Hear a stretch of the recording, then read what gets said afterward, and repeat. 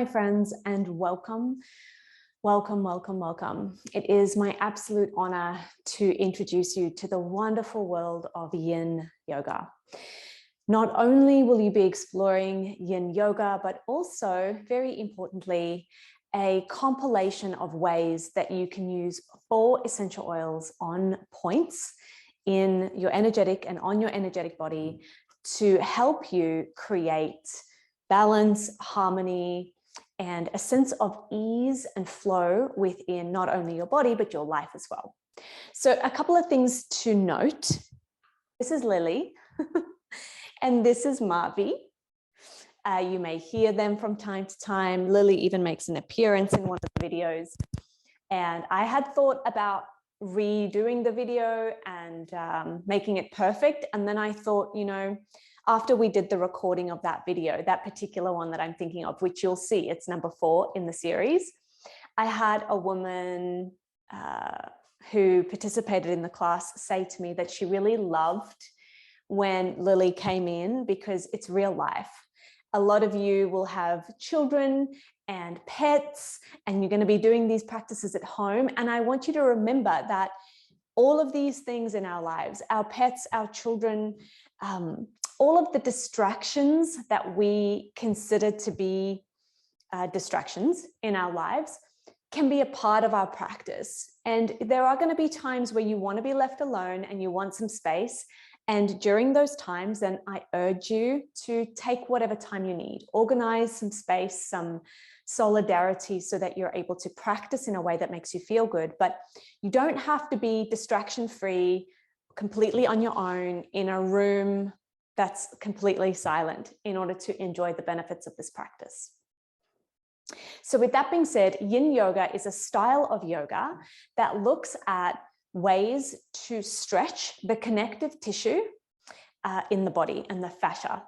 Now, when you do a yang practice, this is a very high movement practice, or a movement practice that encourages you to activate and contract and relax the muscles in the body, then you're doing just that. You're working the muscular system in the body, okay? And of course, this has an effect on the bones and the skeletal system as well. But in yin yoga, what we're doing is we are aiming for no muscular activity at all. And we're looking to create shapes with the body that can be held for long periods of time. When I say long periods of time, it can be anything from 1 through to 20 minutes for a pose, depending on where you are in your life, your body, your health, how much time you have.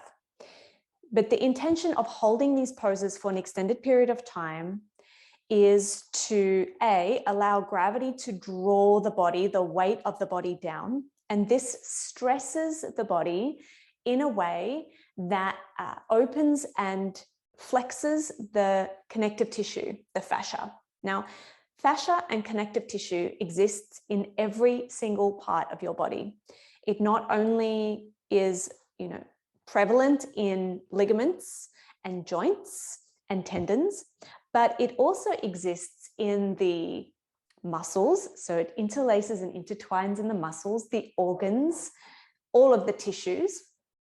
And so with that being said, when you contract your muscles, you are working with connective tissue and fascia, but in this practice, we're going to be eliminating the use of our muscles completely. So props are highly encouraged. When I say props, you don't have to go out and buy all of the yoga props you can find. Pillows, blankets, blocks, books, cushions, anything that you can find that will help support the system, the body. And when I teach you where to place these props, just allow for your body, like you place the prop down and then you allow your body to drape over the prop. 9 times out of 10, you will hear me say, just completely relax, yield to gravity, allow gravity to draw you down. And the props are there to support that drop. So the props are there to make it easier for you to relax. And throughout the practice, you will notice that most of the poses, I will direct you to 3 different parts. So we call this moving through the appropriate edge, or I call it that. And it was taught to me in various other ways, so using different terminology. But what you want to do is look at each pose in 3 phases. So the first phase is getting into the pose and finding a comfortable seat, meaning finding a comfortable shape. Okay, this is supposed to feel a little bit challenging. And so using as many props as you can that makes you feel good is highly encouraged. So you find yourself in this comfortable seat, then you wait for 1, 3, 5 minutes. And if at any time throughout this practice you feel like you'd like to hold the poses for longer, you just press pause and hold, and then unpause me to come out of the pose, because I help you and direct you out of the pose really safely. Then you will hold for a second phase. Now the second phase, I'll encourage you to go deeper into the pose, which might mean taking some props away. Or if you're at a stage where you're not using props, I will teach you how to advance the posture. When I say advance, I don't mean better the posture. I just mean take the posture into a deeper variation, meaning we'll stress the tissues and the bones a little bit more in the second phase. And then as you guessed it, the third phase is even more. So maybe your props get removed, or maybe you increase the stress placed on whichever body part we're working with. And with that being said, remember that there's no sharp pains, there's no pain at all. It's like this uncomfortable, dull feeling. And what I want you to do is start to notice what goes on in the mind. Do you think thoughts of how you can't handle it, how you need to get out of it? Or do you allow your breath to guide you through the feeling of being challenged, of that uncomfortable feeling of knowing that you can move anytime you wish, but that you're choosing to sit in this pose because you know it's good for your body? So that's 1, 2, 3. Then to come out of the pose, you'll notice that I always speak to moving slowly, steadily. There's no rush. Take your time, because once you've placed this amount of stress on the connective tissue and the fascia, coming out of those poses can be almost more uncomfortable than being in the pose. So take your time. And then we do what we call the rebound. So that just means that you're sitting or leaning back or lying down in a position where you're letting the body recalibrate and your energy come back into balance. The rebound is really, really important. It's really important. So don't skip that part out. Allow your body to come back into balance, whether it's 30 seconds or a minute. Just allow the body to come back into balance, and just notice how you feel after having practiced these poses and these sessions. So the sessions are divided into 4. Day 1 works through the chest area, the heart space. So we work side body, front body, back body. Day 2 works the whole of the back body. So working through the hamstrings, the lower back, the neck area.